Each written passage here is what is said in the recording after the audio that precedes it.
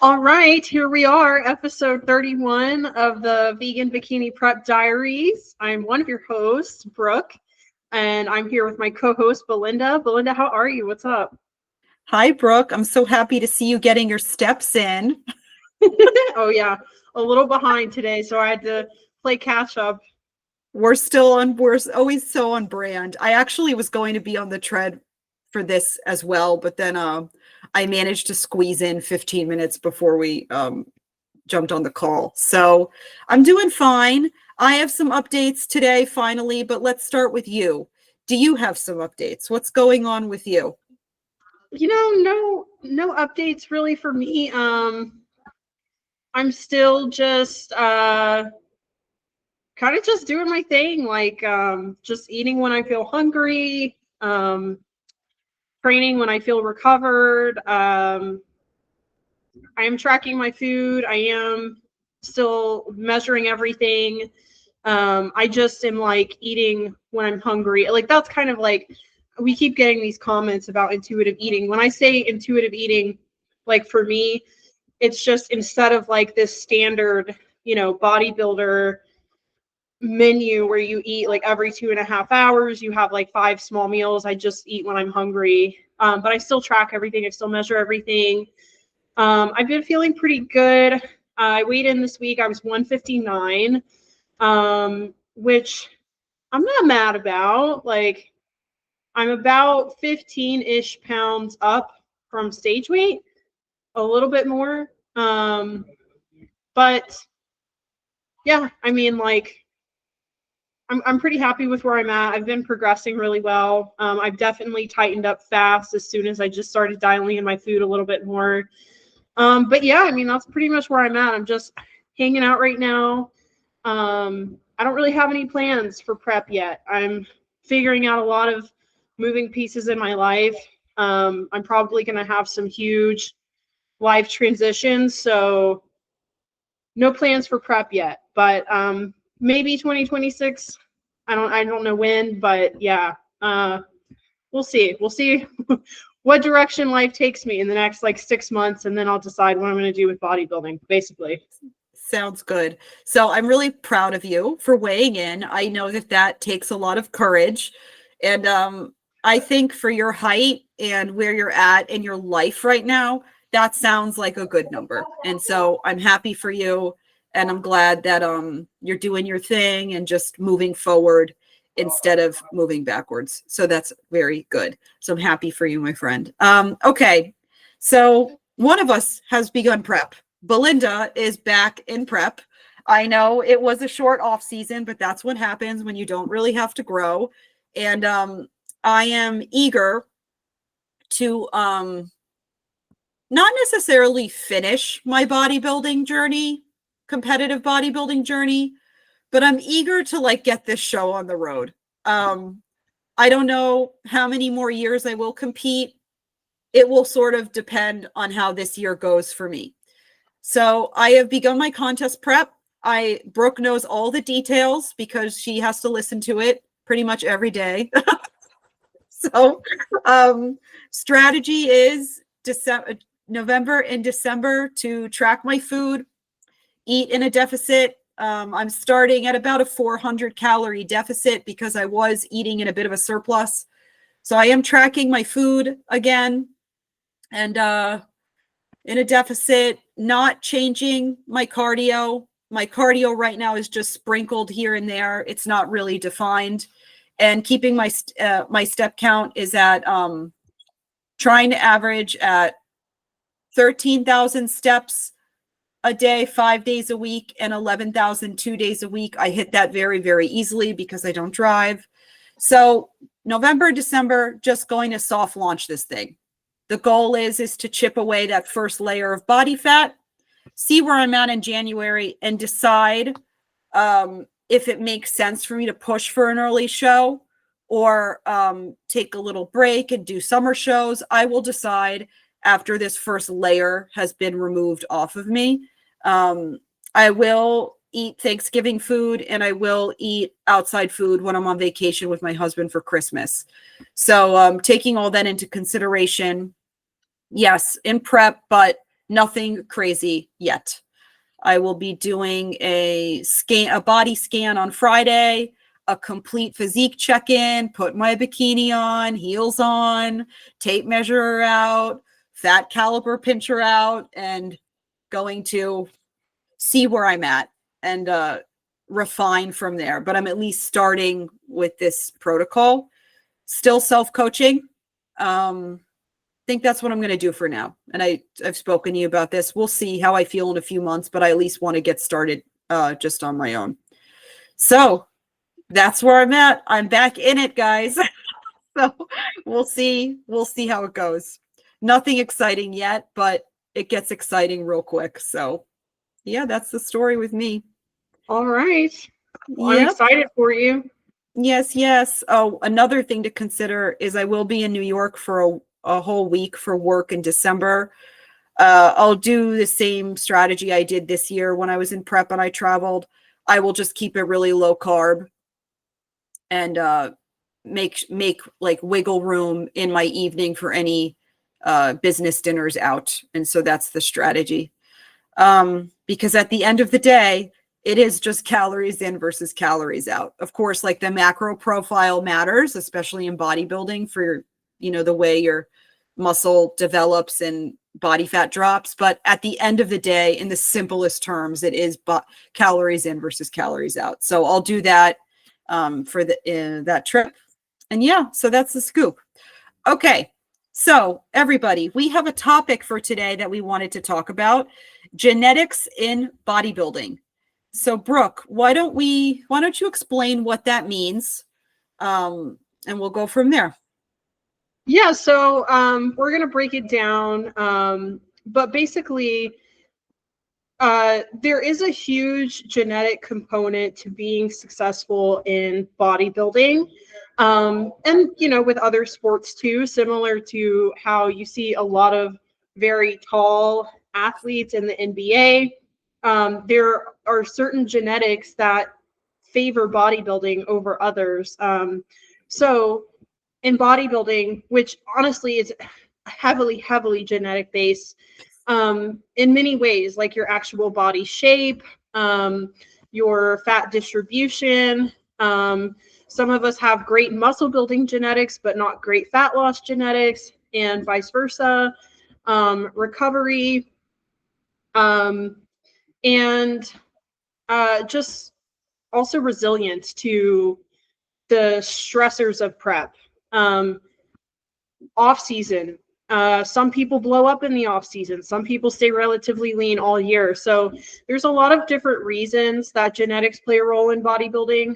But we're going to break it down kind of into sections and talk about each one. And this isn't to deter anyone, like if you don't have the genetics for bodybuilding, but it's more so just to explain that there is a lot of success around bodybuilding is based off a genetic component that you don't really have any control over. And like we did our episode on the Olympia, like all of those athletes, everyone we showed had the genetics for it. Like you don't get to the top, 10 in the world, even like 20 in the world, 50 in the world without having those really good genetics for the sport. So yeah, I think first we're going to cover good genetics for bikini competitors. Yeah, so let's talk about all great points. So let's talk about the actual physical genetic structure best for a bikini athlete or fit model or wellness. Wellness, let's not talk about that. Bikini and fit model. You and I are categories. Bottom line, hourglass shape. Bottom line. Wide enough clavicles, so the tops of your shoulders, wide enough that it can create a nice hourglass shape. If you have really narrow shoulders, really narrow clavicles, you're not going to have an hourglass shape. You're just going to sort of be straight down and then maybe rounded towards your hips. We are judged in our two categories on the hourglass shape. So you want an ideal, genetic, I don't want to say elite, but good genetics for the sport are when your shoulders to start off with are on the wider side. So like if you're looking at me here, my shoulders, you know, they have some width to them. They're not like in here like this. They're pretty out there. And then of course you could build width by building your delts, but you do want to start with that good top of the Dorito shape, top of the triangle. Would you agree about that, about the wide clavicles? Yeah, definitely. I mean, luckily that's one, if you put enough mass on your delts, you could kind of get away with more narrow shoulders. But we also have, I think this is probably arguably the most important for a bikini athlete, is the naturally small waist. That is like huge. Like all those girls that you see up there on the Olympia like stage, they are genetic freaks. Ashlyn Little, she got second this year. I mean, just an absolute genetic freak. And of course, there are things that make your waist bigger. Like we've talked about this before. Like Belinda's always brought up, you know, how Olympic lifters, they don't look like bodybuilders. Like only bodybuilders look like bodybuilders. So like CrossFit athletes, very, very bulky waist. So a lot of times you'll get like CrossFit athletes or power lifters who do a lot of this like very heavy compound lifting. They try to transition to bodybuilding, and it's very, very hard for them to place high because even though they have that like muscle maturity and density, they almost always have that bulky waist from the specific type of training that they're doing. So like, yeah, they have abs, but it's like a block. It's like a blocky waist. And that does not do well in bodybuilding. You could have a six pack, but if it's blocky, you're not going to do well. So I think that's arguably probably one of the most important genetic components of a bikini competitor. Hands down, it's the small waist. So even though when you're hitting your front pose, if you do have a blocky CrossFit type of waist from your past, you can hide it a bit in the front pose by the way you angle, but the judges are still going to see it when you walk onto the stage, and they always see it in the back pose. Because in the back pose, you want your shoulders to be wide, to come down into the tiny waist, like an hourglass, and the top of the glutes to bubble out. You really want that hourglass shape is what you're judged on, especially in the back pose, and you can't hide that blocky waist in the back pose. So even if your conditioning is great, even if, like Brooke said, you have a six pack, even though you're not supposed to have that in bikini or fit model, but I know what you mean. Even if you're like really shredded and you look really great and really fit, if you don't have that small waist, that hourglass look, it's not going to fare well for your placing. This is something that I think you and I can toot our own horns with. I know you and I both have smaller waists when we're in prep. I'm not talking about when we're in off season and who cares about a waist measurement, but I know for me, so I started this prep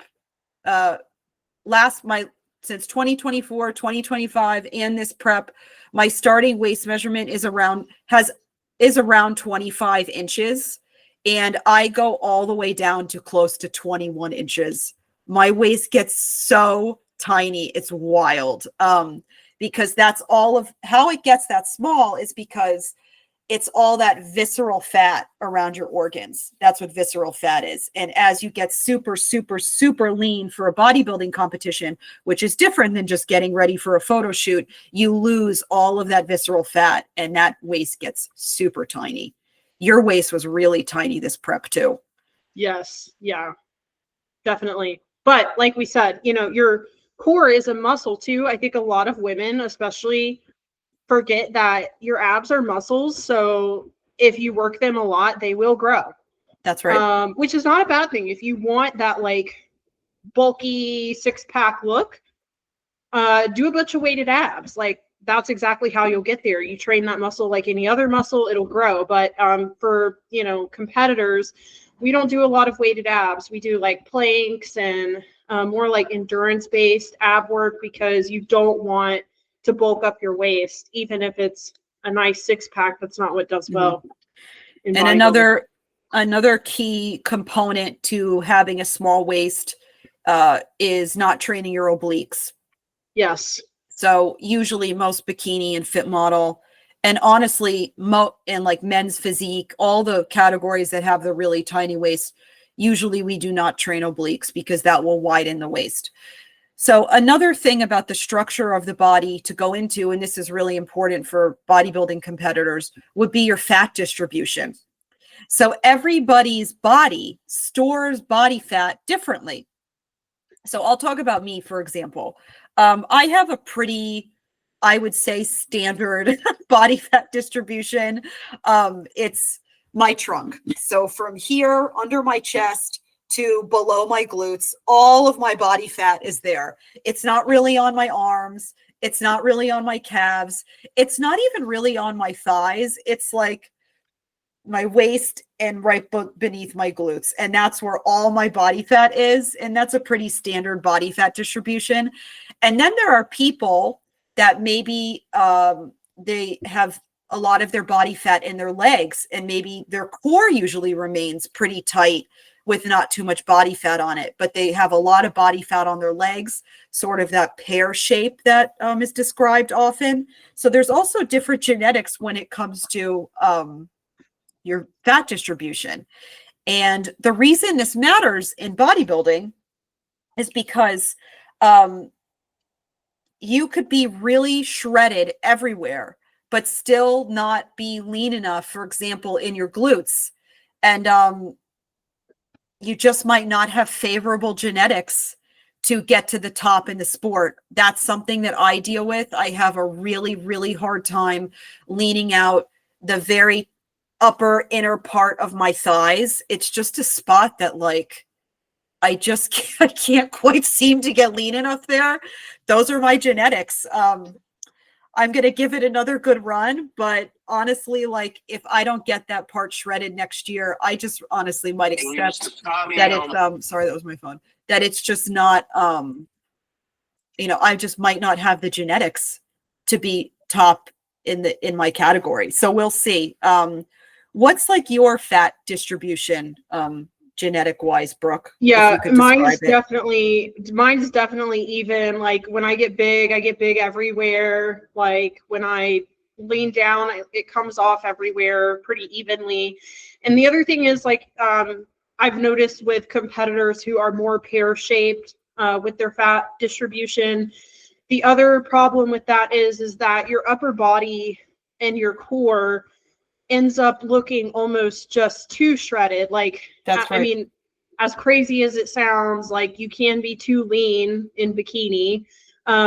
So, your legs may be the right conditioning, but then your, arms look like string beans and you can't have striation. So yeah, it's definitely favorable to have an even fat distribution because it's easier to present a package if everything is equally as lean. Yes, I would say watching your physique over the years, that's how you are. You kind of like lean down all sort of at once evenly. I lean down starting from my head and toes and it goes in.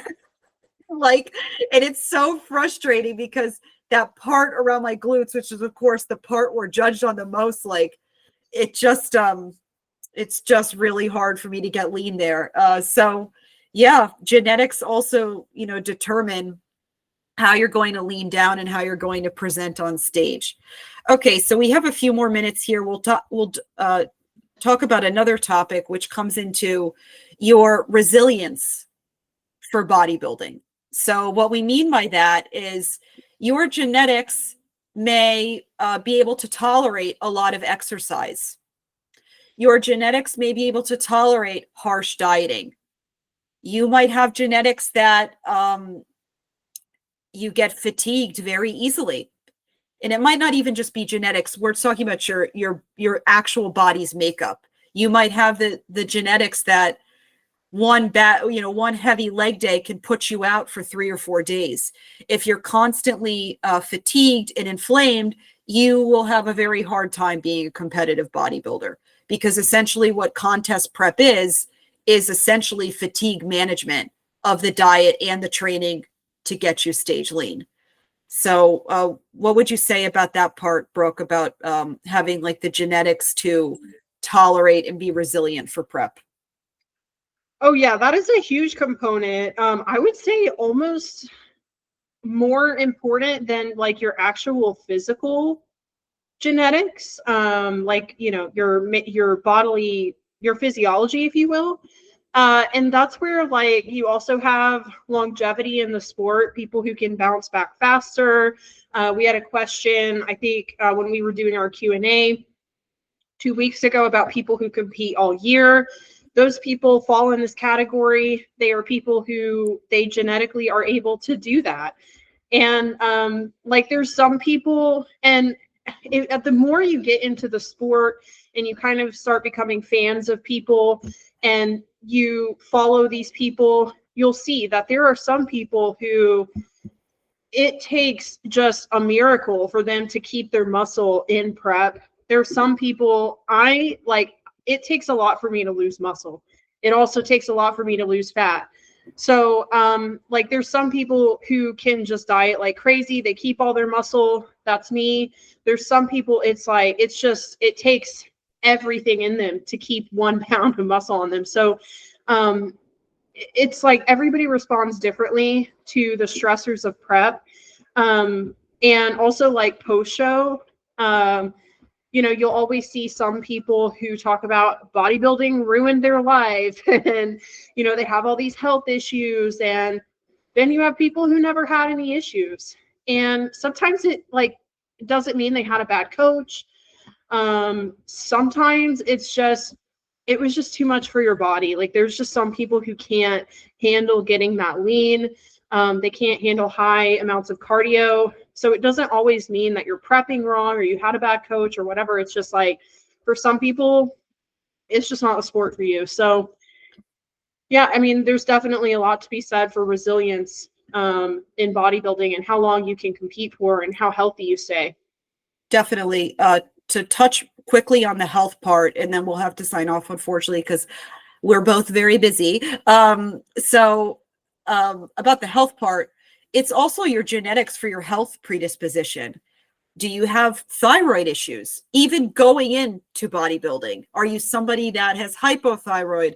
Whatever your problem is, me with Crohn's disease, like everybody's body has like different challenges that they're overcoming in their contest prep.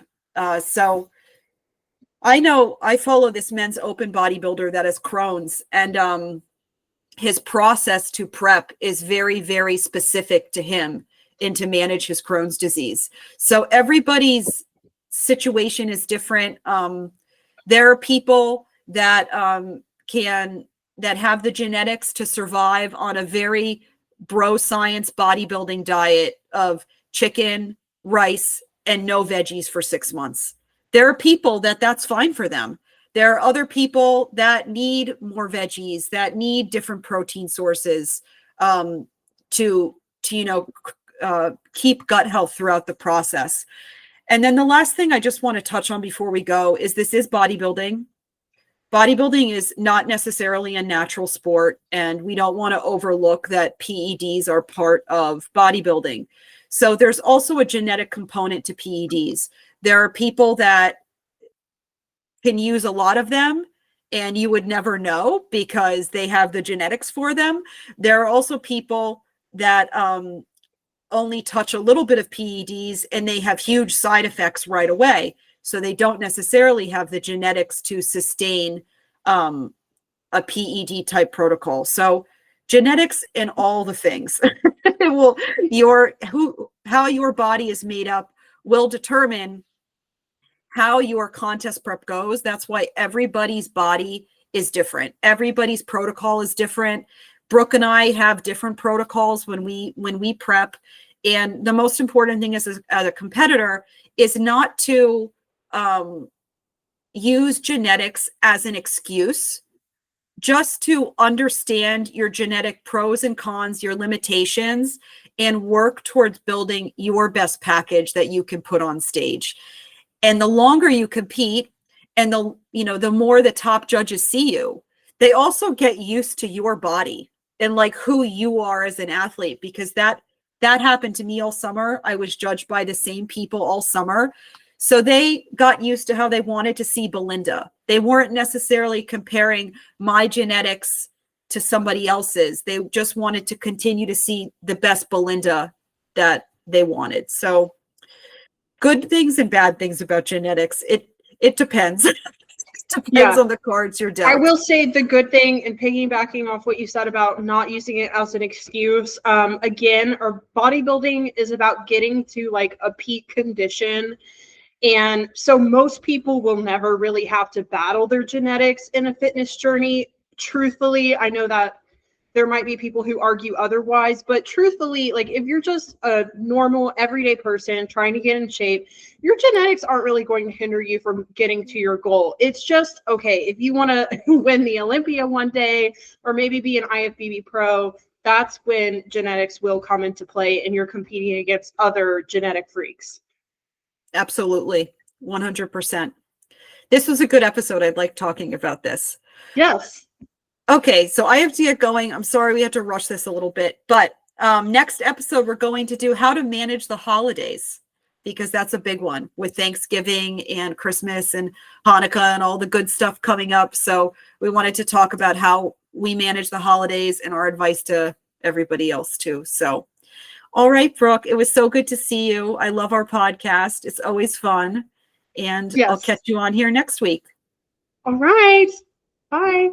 Bye.